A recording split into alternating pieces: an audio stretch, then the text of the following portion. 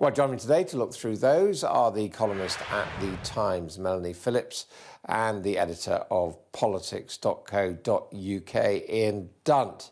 And Ian, what do you make of the suggestion that it's four women who are calling the shots as to who gets senior jobs in Downing Street, not the Prime Minister? It's hard to know what to make of reports when you're essentially getting reports on what is a leaking war, a briefing war. And so immediately you get this problem where some of the information you get from one source in journalism will nevertheless be told to you by another source as to be coming in order to do damage to the other side. In this case, story about it coming potentially, for instance, from Boris Johnson's girlfriend, is then countered on the other side by someone saying, well, actually, maybe Cummings is putting out the information that it's from there in order to weaken Johnson. This is the problem, that you're dealing fundamentally with the medium of the communication of information. So most of this stuff, like the only way to sanely read today's paper is to take a massive truck of salt, pour it over everything that you read, and then go into the information. OK, Melanie, you're a veteran at observing these things. What do you make of it? What do you think's going on?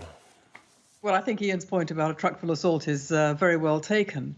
But given that some of this is likely to be true, I think it's first of all very dismaying to find a curtain lifted on what appears to be such a hornet's nest of division and recrimination and counter-briefing, but also chaos behind the scenes. And this would explain the chaos in front of the scenes, as we have seen over the last few months of the pandemic. Boris Johnson's government doesn't seem to be in control of any kind of situation.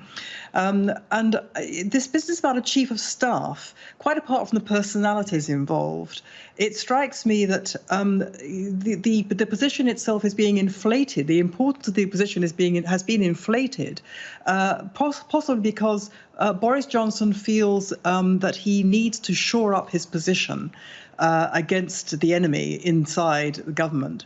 And to produce a sense of continuity and calm and competence. The problem is Boris himself. The problem always devolves upon the Prime Minister.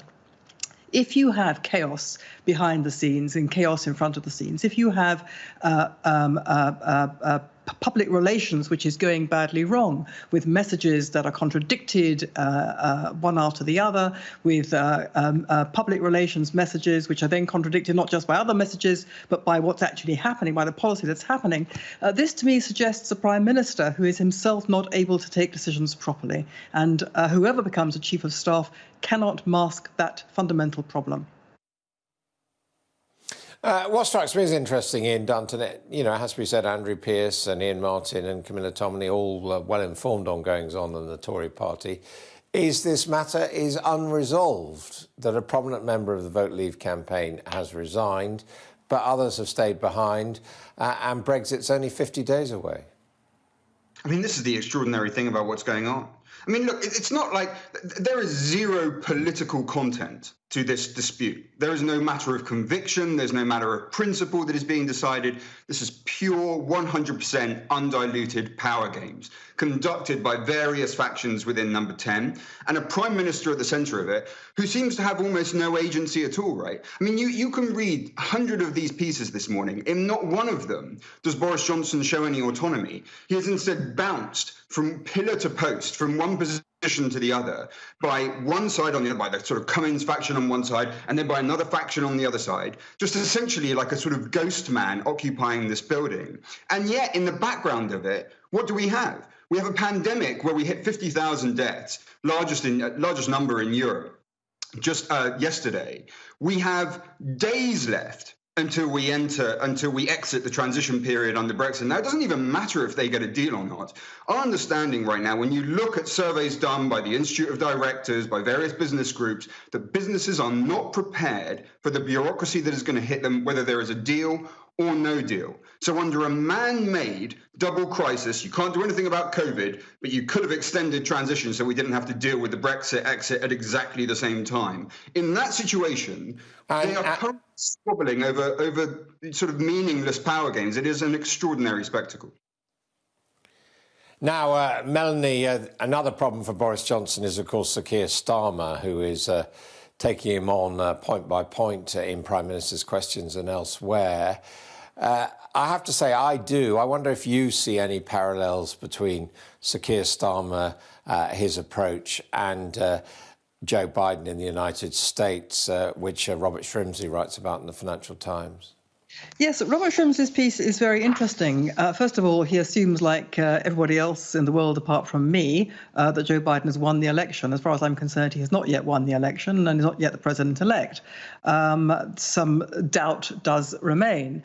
But the fact is, it was obviously much closer than his own side wanted, Joe Biden's side wanted and expected. And that's because they failed to win certain constituencies that they assume were their own, which is basically the constituencies of the left, the manual working class, ethnic minorities.